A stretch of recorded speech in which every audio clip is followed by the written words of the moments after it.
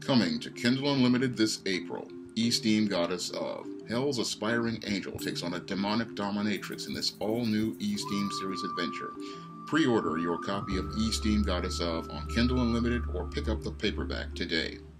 I have to ask a critical question of many comic shops and comic shop owners. Are you buying comics for the stories or are you buying them for the covers? Because when I take a look at many comic shop owners and even some comic fans out there, a lot of them are on this chase for these variant covers which are being offered by many of these publishers. And I look at this quest to go out here and get all of these variant covers as an exercise in futility.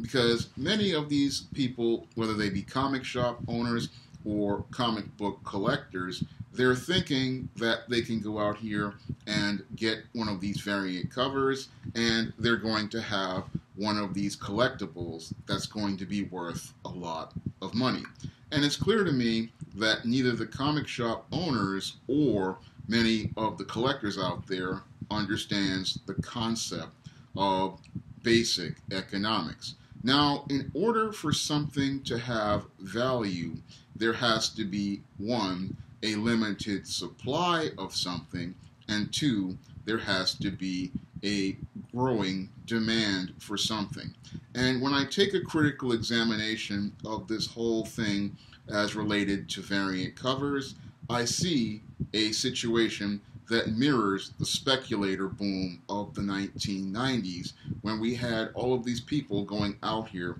to buy these books with all of these variant covers, these foil stamp covers, these hologram covers, these 3D covers, and there was all these people going to buy these things in the hopes that they would go up in value in the future. And what happened was a lot of comic shop owners and collectors wound up deeply disappointed when many of those foil stamped hologram 3D and parchment covers in some cases or whatever variant ideas they had wound up being worth absolutely nothing. And I see that vicious cycle getting ready to start all over again in the comic book industry as related to these variant covers that many of these companies are producing, because when it comes down to the comic book industry right now, the structure is so rickety that it's looking like it's nearing a collapse, and the variant covers could be the thing that could possibly lead to another collapse. Because if you're going out here and you're buying comics just for the covers, like many comic shops do, where they will order extra copies to get a 1 in 25 variant or a 1 in 100 variant or a 1 in 1000 variant by a different artist, then as I see it, that's just a waste of your money, and it's even more of a waste of your space in your store and more of your time, because having a variant of a book that does not have any demand is just a waste of resources that could be better used towards selling books that could get some sort of demand. Because when it comes down to comics, what leads to them increasing in value are not artificial props like the whole thing as related to variant covers. What leads to comics being something people demand are the stories. And it's the story that is what people will go out and demand as related to back issues, because they want to, if they're picking up a recent issue that is referenced in a back issue, that is where your comic shop will usually make most of its money, because the supply of the back issue is limited, and the number of people who have demand for that book, this is what's going to lead to the increase in value. Not an artificial inflation created by some artist creating a variant cover or a series of variant covers on a book that possibly will get rebooted in 24 to 36 months. So all of the variant covers out there, they don't have any sort of actual value as related to economics. They're just artificially inflated value as created by many of these comic publishers who want to go out here and create this artificial market for speculators to come into, where they're thinking they're going to make all this money on these variant covers, when in actuality all you're doing is gambling on something that is a guaranteed loss if you take a critical look at the big picture as related to the comic book industry. Because when you take a critical look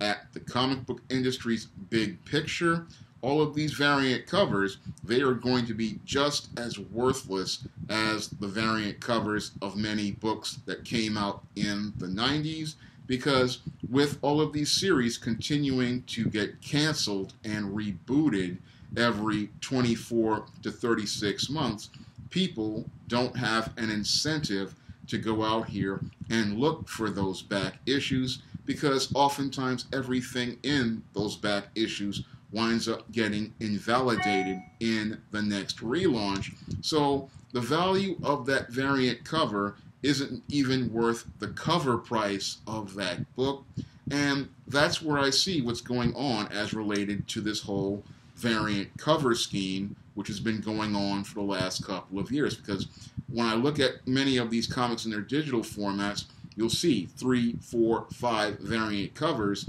and many people thinking that if they have this variant cover, they're going to have this big collector's item that's going to be worth something in the future, when it's going to be worth nothing at all. Because what really makes a comic valuable is demand for the story, and if nobody is demanding the story, then it doesn't matter how many variant covers anyone supplies, because what people want to demand is a quality story. It is stories that sell comic books, and it is stories that get readers to go back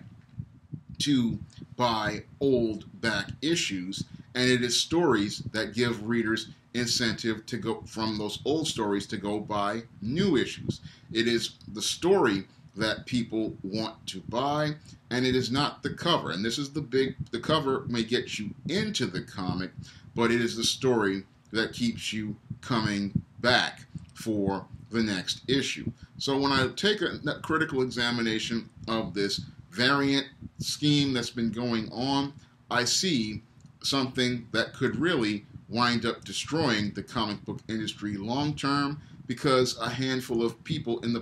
comic publishing game want to make a fast dollar at the comic shop's expense in the short term. They want to get comic shops to go out here and buy all of these books in order to get one of these variants, and then then the comic shop will try to sell the variant for a higher price, but that's damaging the industry in the short term, whereas if you just put out one great cover out there, had a great story, you would get more readers in the long term. So when I look at the big publishers these days, it looks like they're not interested in getting readers. They're just interested in exploiting collectors and taking advantage of collectors and their speculative natures at their expense. And that's something that I find to be completely egregious, to go out here and get people speculating and gambling on the value of a book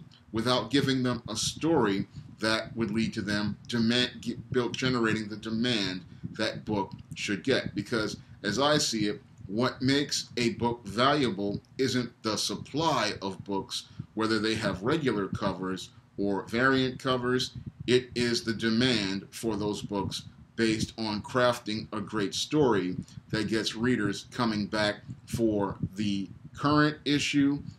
and the back issues and anticipating the next issue. If you'd like to see me make more videos like this, you can donate to my Patreon by clicking the link in the description box. And if you want to try some of my SJS Direct publications, like the ISIS series, the E-Steam series, the John Haynes series, and the Spinsterella trilogy, you may do so by clicking the link to Amazon.com. That's all I have to say for this video. You can comment, rate, and subscribe.